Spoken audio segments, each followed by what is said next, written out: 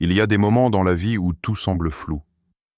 Tu regardes autour de toi et tu te demandes « Pourquoi moi ? Pourquoi est-ce que les choses semblent si compliquées pour moi ?» Tu pries, tu espères, tu fais confiance, mais rien ne bouge. Et pourtant, ce silence, cette attente ne sont pas un hasard. Ce message ne t'a pas trouvé par accident. Non, tu es ici parce que Dieu est sur le point de te montrer quelque chose d'extraordinaire. Une vérité que tu avais peut-être oubliée. Il t'a choisi. Pas parce que tu es le plus fort, ni le plus parfait, mais parce qu'il voit en toi ce que toi-même tu ne vois pas encore. Il y a en toi une lumière, un potentiel, une mission que personne d'autre ne peut accomplir à ta place. Et quand Dieu choisit quelqu'un, ce choix devient la preuve vivante de sa puissance. Ce choix, il est sur le point de le confirmer. Tu as peut-être été rejeté, incompris, sous-estimé. Mais Dieu utilise justement ces saisons pour préparer la révélation. Tout ce que tu as vécu, les larmes, les retards, les fermetures de portes, n'étaient pas des punitions, mais des préparations. Dieu t'a observé dans le secret. Il a vu ta fidélité dans les moments où personne ne te regardait. Et maintenant, le temps est venu. Le temps où Dieu va prouver pourquoi il t'a choisi. Et cette preuve ne viendra pas comme tu l'imagines. Elle te surprendra. Elle viendra là où tu pensais que tout était fini. Alors, ouvre ton cœur. Reste attentif. Parce que ce message est peut-être le signe que tu attendais. Dieu n'a pas oublié son plan pour toi. Il est simplement sur le point de te montrer pourquoi c'est toi, et pas un autre, un. Le sentiment de ne pas être choisi. Tu connais cette sensation. Celle de regarder les autres avancer pendant que toi, tu restes bloqué. Les portes s'ouvrent pour eux, les bénédictions semblent les suivre, et toi, tu restes dans l'ombre. Tu te dis peut-être, Dieu m'a oublié. Il ne m'a pas choisi. Je n'ai pas ce qu'il faut. Tu souris en public, mais à l'intérieur, tu te sens vide. Tu t'es battu, tu as prié, tu as cru. Mais le ciel semble silencieux. Et plus le temps passe, plus tu te demandes si ce que tu espères arrivera un jour. Tu vois, ce sentiment de rejet ou d'inutilité, Dieu le connaît. Il sait ce que c'est de se sentir invisible. Même Jésus, avant d'être reconnu, a passé 30 ans dans l'ombre, sans applaudissements, sans miracle visible, mais ce n'était pas un oubli. C'était une préparation. Ce que tu ressens aujourd'hui, cette impression d'être mis de côté, n'est pas une preuve de ton insignifiance, mais souvent le signe que Dieu travaille en silence. Il cache ses élus le temps de les façonner. Comme une graine enfouie sous terre, tu es dans une saison d'obscurité. Mais tu n'es pas mort. Tu es en train de prendre racine. Oui, tu as vu d'autres être choisis avant toi. Oui, tu as connu des refus, des trahisons, des déceptions. Mais Dieu dit aujourd'hui, « Je n'ai jamais cessé de te regarder. » Il n'a pas changé d'avis sur toi. Ce n'est pas parce que tu ne vois pas le mouvement qu'il n'y en a pas. La foi, c'est croire que Dieu agit même quand tout semble immobile. Souviens-toi de David. Quand le prophète est venu oindre un roi, personne n'a pensé à lui. Il était dehors, avec les brebis, oublié par son propre père. Mais c'est lui que Dieu avait choisi. Et quand le moment est venu, Dieu est allé le chercher. Peut-être que toi aussi, tu te sens à l'écart, laissé derrière, comme si ta vie n'avait pas le même éclat que celle des autres.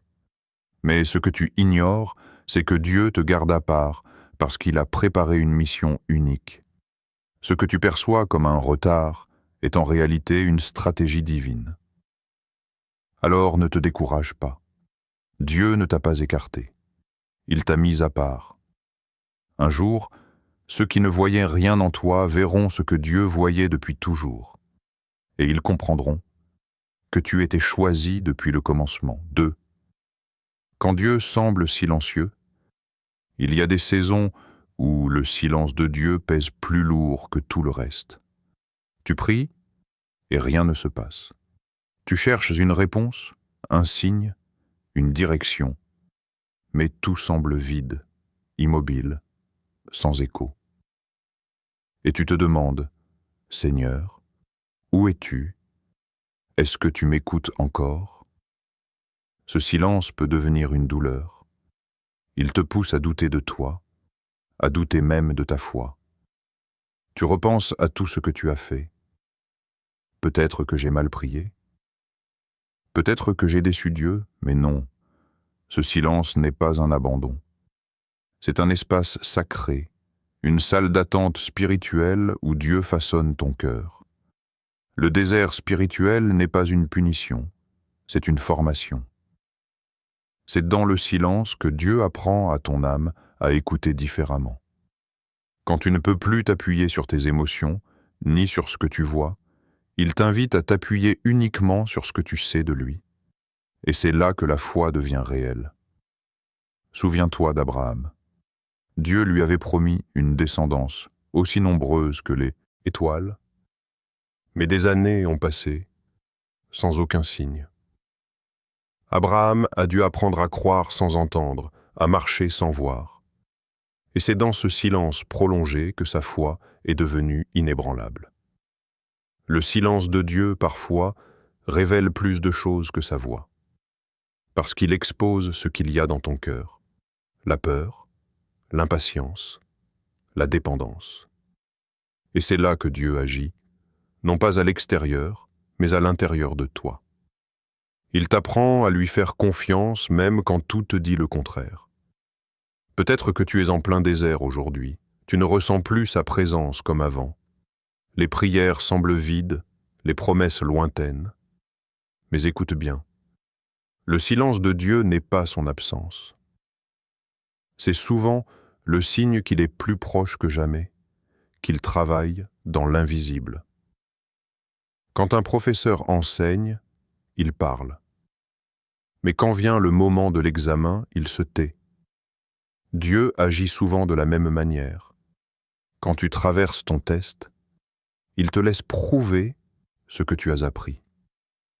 Et quand tu auras tenu bon dans le silence, la voix reviendra, plus claire, plus forte, plus intime que jamais. Alors ne panique pas dans le calme, ne fuis pas le désert. C'est là que Dieu t'entraîne à marcher par la foi et non par la vue. Le silence n'est pas la fin du dialogue, c'est la préparation d'une révélation. Dieu est peut-être silencieux, mais il n'est jamais absent. Et très bientôt, ce silence que tu trouves insupportable deviendra le témoignage le plus puissant de ta vie. Troisième, les signes discrets de son choix. Dieu agit rarement avec fracas. Il ne descend pas toujours du ciel dans un tonnerre de voix et de lumière. Souvent, il œuvre dans le silence, dans les détails, dans l'ordinaire. Et c'est là que beaucoup passent à côté de ces signes, parce qu'ils s'attendent à un miracle spectaculaire, alors que Dieu préfère parler dans la subtilité. Peut-être que tu cherches une grande confirmation, un signe évident, une parole claire.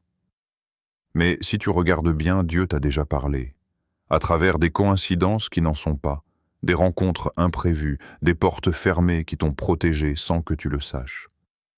Rien dans ta vie n'est arrivé par hasard. Chaque détour, chaque retard, chaque perte t'a conduit là où tu devais être. Quand Dieu choisit quelqu'un, il commence d'abord par tracer un chemin invisible. Tu ne le comprends pas sur le moment, mais plus tard, en regardant en arrière, tu réalises, c'était lui, depuis le début. Cette paix soudaine dans ton cœur, au milieu d'une tempête, cette opportunité qui arrive quand tout semblait perdu, ce mot, cette personne qui tombe à pic, tout cela sont des signes discrets de son choix. Souviens-toi d'Élie. Il a cherché Dieu dans le vent, dans le tremblement de terre, dans le feu. Mais Dieu n'était pas là. Puis, après tout cela, un souffle doux et léger. C'est dans ce murmure que Dieu s'est révélé. De la même manière, Dieu ne se manifeste pas toujours par des miracles bruyants, mais par des murmures qui touchent ton âme. Regarde ta vie. Ce jour où tout semblait perdu, mais où tu as trouvé la force de continuer. Ce moment où tu aurais dû t'effondrer, mais tu as tenu debout. C'était Dieu. Il te portait, sans que tu t'en rendes compte. Ces petits moments de survie, de lumière, de paix inexplicable, voilà les empreintes de son choix. Et plus tu apprends à reconnaître ces signes cachés, plus tu réalises que tu n'as jamais été seul. Dieu ne te prouve pas toujours qu'il t'a choisi en te donnant tout ce que tu veux, mais en te gardant, en te relevant, en te transformant. Le fait même que tu sois encore là, debout malgré les tempêtes, est une preuve vivante que sa main est sur toi. Dieu agit dans le caché pour que lorsque la révélation arrive, personne ne puisse en revendiquer le mérite. Il te cache pour te protéger, il te façonne dans le secret, et il te prépare pour le moment où il te mettra en lumière. Les signes de son choix ne sont pas toujours visibles, mais ils sont constants. Et si tu ouvres ton cœur, tu verras. Dieu t'a toujours parlé, mais dans un langage que seul un cœur attentif peut comprendre. Quatrième, Dieu prépare avant de révéler. Avant que Dieu ne révèle quelqu'un au monde, il le travaille dans le secret. Il polit, il purifie, il façonne. Ce que tu appelles attente ou retard est souvent la phase de préparation divine.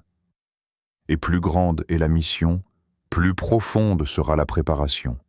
Dieu n'envoie jamais quelqu'un dans la lumière avant de l'avoir formé dans l'ombre. Regarde Moïse. Il a passé 40 ans au désert avant de devenir le libérateur d'Israël.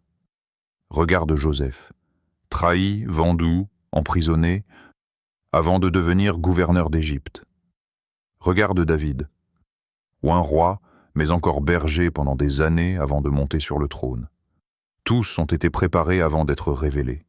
Tu vois, Dieu n'est pas pressé. Il ne travaille pas selon ton calendrier, mais selon ton caractère. Parce qu'avant de te confier une mission, il veut s'assurer que ton cœur soit prêt à la porter. Il t'apprend à dépendre de lui, à lui faire confiance même quand rien ne fait sens. Chaque épreuve, chaque délai, chaque porte fermée est un outil entre ses mains. Il utilise tout pour te purifier de la peur, de la fierté, du doute. Dieu n'est pas seulement intéressé par ce que tu accompliras, mais par qui tu deviendras. Il sait que si la révélation arrive trop tôt, elle pourrait te détruire. Alors il te garde dans une saison d'invisibilité, non pour te punir, mais pour te fortifier. Il te prépare pour que lorsque viendra le moment de la révélation, tu ne sois pas écrasé par ce qu'il veut te confier. Peut-être que tu te sens oublié, bloqué, mis à l'écart. Mais en réalité, tu es dans l'atelier de Dieu. Et dans cet atelier, il travaille chaque détail. Ta foi, ton caractère, ton discernement, ta paix. Ce que tu vis aujourd'hui n'est pas une perte de temps, c'est la construction de ta solidité spirituelle. Quand une graine est plantée, elle disparaît sous la terre. Personne ne la voit, mais c'est là, dans l'obscurité, qu'elle se transforme, qu'elle devient prête à éclore. Toi aussi, tu es cette graine. Tu es dans la terre de la préparation. Et quand viendra la saison de floraison, tout le monde verra ce que Dieu cultivait en secret. Alors sois patient. Ne confonds pas le silence avec l'oubli, ni la préparation avec le rejet. Dieu ne t'a pas oublié. Il t'équipe, il t'enseigne. Et quand il dira « c'est le moment », rien ni personne ne pourra empêcher ta révélation. Parce que ce qui vient de Dieu ne se force pas, ça se prépare. Cinquième, le moment de la preuve divine. Et puis, vient le moment où Dieu agit. Pas toujours comme tu t'y attendais, ni quand tu l'espérais, mais exactement au moment parfait. Celui où tout semblait perdu, où tu n'avais plus de force, plus de plan, plus d'issue. C'est là, précisément là, que Dieu aime manifester sa puissance, pour que personne ne puisse dire « c'est moi qui ai réussi ». Quand Dieu décide de prouver pourquoi il t'a choisi, tout change soudainement. Des portes qui étaient fermées depuis des années s'ouvrent d'un coup. Des gens qui t'avaient oublié te recherchent. Des situations que tu croyais mortes reprennent vie, mais surtout, ton cœur change. Tu comprends enfin que ce n'était pas ton combat. C'était son plan. Souviens-toi de Joseph. Un jour esclave, le lendemain gouverneur. En un instant, Dieu a renversé l'histoire. Souviens-toi de David. Méprisé dans les champs, puis honoré devant toute une nation. Souviens-toi d'Esther, une orpheline cachée, devenue reine pour sauver son peuple. Quand Dieu décide de prouver son choix, il prend les choses ordinaires et en fait des miracles. Mais attention, la preuve divine n'est pas toujours spectaculaire aux yeux du monde. Parfois, c'est une paix surnaturelle qui descend sur ton cœur après des années de combat. Parfois, c'est une direction claire que Dieu te donne alors que tu étais perdu. Parfois, c'est une restauration impossible, une relation guérie, une vie relevée, une foi ravivée. Et dans ces moments-là, tu comprends, ce n'est pas moi, c'est Dieu. La preuve que Dieu t'a choisi, ce n'est pas seulement ce que tu reçois, mais ce que tu deviens. Quand il t'a choisi, il a placé en toi une force que rien ne peut briser. Même les tempêtes ont servi ton appel. Même les blessures t'ont préparé à guérir d'autres. Chaque cicatrice est devenue un témoignage vivant de sa fidélité. Dieu prouve son choix en transformant ta faiblesse en puissance. Il ne choisit pas les qualifiés. Il qualifie ceux qu'il choisit. Et quand il agit, il le fait d'une manière que personne ne peut contester. Les mêmes personnes qui doutaient de toi verront la main de Dieu sur ta vie. Elles ne comprendront pas comment tu es arrivé là, mais toi tu sauras, c'est Dieu qui a ouvert la voie. Et parfois, la preuve la plus éclatante n'est pas dans ce que Dieu te donne, mais dans ce qu'il te fait endurer avec grâce. La capacité de rester debout quand tout s'écroule, d'aimer malgré les blessures, de croire malgré les doutes, voilà une preuve que le ciel est avec toi. Car seul un cœur choisi peut tenir quand tout semble perdu. Alors, quand Dieu commence à prouver pourquoi il t'a choisi, rien ne pourra stopper le mouvement. Ce qui te bloquait hier te propulsera demain. Ce qui te faisait pleurer deviendra ta plus grande source d'inspiration. Et ceux qui t'ont vu tomber verront aussi ta résurrection. La preuve divine n'est pas seulement un miracle extérieur, c'est une transformation totale. C'est Dieu qui te relève pour que ta vie entière devienne un message. Et ce message dira au monde « Regardez ce que Dieu peut faire avec quelqu'un que tout le monde avait oublié. » Tu es sur le point de vivre une saison où Dieu lui-même témoignera en ta faveur. Tu n'auras plus besoin de te justifier, ni de prouver ta valeur. Parce que celui qui t'a choisi se lèvera et dira « C'est de mon enfant, je l'ai préparé. Et maintenant, je le montre au monde Six. » Témoignage ou exemple biblique. Quand Dieu choisit quelqu'un, son plan dépasse toujours la logique humaine. Il prend les faibles pour confondre les forts, les oubliés pour confondre les orgueilleux, les silencieux pour porter sa voix dans le monde. Et la Bible en est remplie. Regarde Moïse. Un enfant abandonné dans un panier sur le Nil, un fugitif, un homme sans éloquence, persuadé qu'il n'était pas à la hauteur. Mais c'est lui que Dieu a choisi pour libérer tout un peuple. 40 ans d'exil dans le désert pour apprendre la patience, l'humilité et l'écoute. Et quand le moment est venu, Dieu a parlé depuis le buisson ardent. « Va, car je t'envoie. » Ce même homme que le monde avait oublié est devenu l'instrument d'une délivrance historique. Dieu l'avait préparé dans le silence pour l'utiliser dans la puissance. Regarde David, le plus jeune, le plus insignifiant, celui que même son père n'a pas présenté au prophète Samuel. Pourtant, c'est dans ce jeune berger que Dieu avait vu un roi. Il a affronté des lions et des ours dans le secret avant d'affronter Goliath devant tout un peuple.